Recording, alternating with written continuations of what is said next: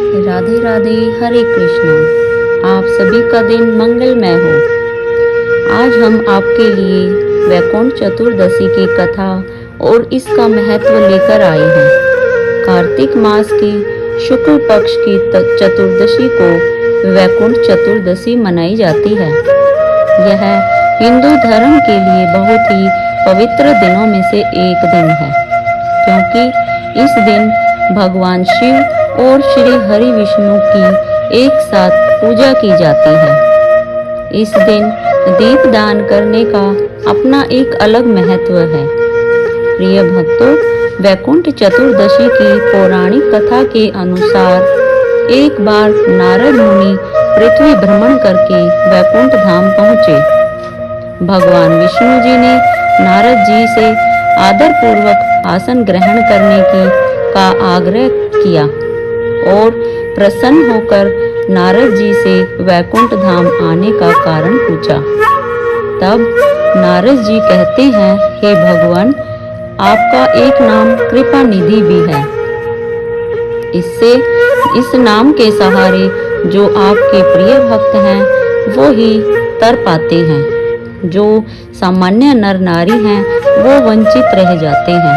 इसीलिए आप कृपा कर मुझे ऐसा कोई मार्ग बताएं जिससे सामान्य नर नारी भी आपकी भक्ति साधना कर पा सकें। यह सुनकर भगवान विष्णु बोले, हे नारद, ये आपका प्रश्न पृथ्वी लोक के सभी नर नारी के कल्याण हेतु मेरे पास आया है, तो ध्यान पूर्वक सुने। कार्तिक पक्ष की चतुर्दशी को जो नर नारी व्रत का पालन करेंगे और श्रद्धा भक्ति से मेरी पूजा अर्चना करेंगे, उनके लिए स्वर्ग के द्वार हमेशा खुले रहेंगे। इसके पश्चात भगवान विष्णु ने जय और विजय को वहां बुलवाया और उन्हें कार्तिक मास के शुक्ल पक्ष की चतुर्दशी के दिन स्वर्ग द्वार खोलने का आदेश दिया।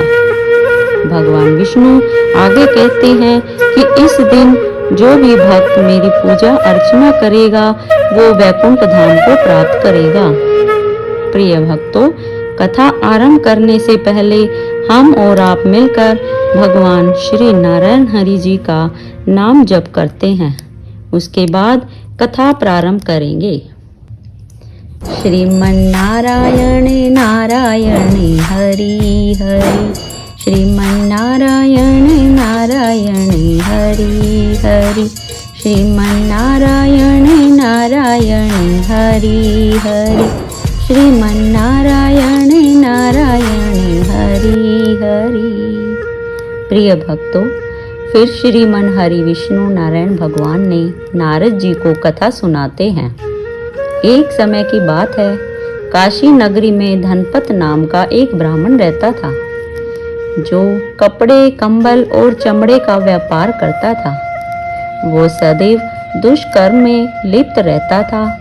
व्यापार में बढ़ोतरी करने के लिए वह नगर नगर घूमता रहता था। एक दिन व्यापार के सिलसिले में वो घूमता घूमता महेशमती नामक नगरी में जा पहुंचा, जहां नर्मदा नदी में स्नान करने के लिए हजारों श्रद्धालु आए हुए थे। कार्तिक मास का महीना चल रहा था। धनपत ने पूरा कार्तिक मास नर्मदा नदी के घाट पर ही रहने का निर्णय किया। धनपत हर रोज नर्मदा नदी में स्नान करता और नदी के घाट पर बैठकर कुछ साधु संतों का हर रोज कार्तिक मास की कथा और सत्संग चलता था और फिर धनपत जाकर उन साधु संतों के सत्संग को सुनता। एक दिन वहीं नर्मदा नदी के किनारे ही धनपत को काले नाग ने डस लिया। नाग के डसने से धनपत की मृत्यु हो गई। यम के दूतों ने धनपत की आत्मा को बांधकर कोड़े बरसाते हुए यमपुरी ले जाने लगे। जैसे ही धनपत यमपुरी जा पहुंचा तो वहां यमराज ने आदेश दिया कि इसे कुंडी पाक नरक में डाल दो। जैसे ही यम के दूतों ने धनपत की आत्मा को गरम तेल की कढ़ाई में डाला, तो कढ़ाई का गरम तेल शीतल जल में परिवर्तित हो गया। दूतों ने जाकर यमराज को सारी घटना सुनाई। उसी समय नारद मुनि वहां प्रकट हो गए और यमराज से बोले, हे सूर्य नंदन, ये ब्राह्मण नरक के योग्य नहीं है। जो व्यक्ति पुण्य कर्म करने वालों के दर्शन, स्पर्श और श्रवण मात्र करते हैं, वे उनके पुण्य कर्मों का 6वां अंश प्राप्त कर लेते हैं।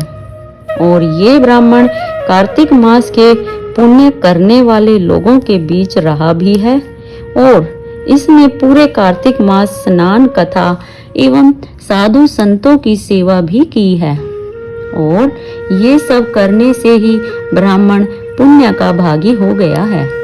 इसीलिए ये ब्राह्मण अब यक्ष की योनि में रहेगा और नरक केवल दर्शन मात्र ही करेगा।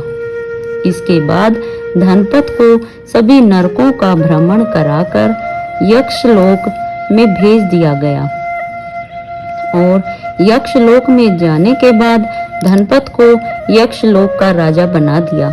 इसके बाद वह कुबेर का अनुचर बनकर प्रसिद्ध हुआ। हे भगवान श्री हरि विष्णु, जैसी कृपा आपने धनपत पर करी, ऐसी कृपा आप कथा कहते, सुनते और हुंकारा भरने वालों पर भी करना। प्रिय भक्तों, वैकुंठ चतुर्दशी के इस पवित्र और पावन व्रत को करने वालों को धन प्राप्ति, पुत्र प्राप्ति, सुख प्राप्ति चाहने वालों को उसी की प्राप्ति होती है जिसकी वो कामना मन में लिए इस व्रत को करते हैं। इसी दिन भगवान विष्णु ने भोलेनाथ की तपस्या कर भोले भगवान से सुदर्शन चक्र प्राप्त किया था और दूसरी ओर भगवान राम ने इसी दिन भोलेनाथ की पूजा अर्चना कर ब्रह्म हत्या के श्राप और पाप से मुक्ति पाई थी। इसी दिन भगवान शिव पर तुलसी के पत्ते और भगवान विष्णु पर बेल के पत्ते अर्पित किए जाते हैं, जो आमतौर पर नहीं चढ़ते। तो प्रिय भक्तों, ये कथा आपको कैसी लगी हमें कमेंट करके जरूर बताएं। अगर अब तक आपने हमारे चैनल को सब्सक्राइब नहीं किया है तो कृपया सब्सक्राइब भी कीजिए। आपका बहुत धन्यवाद।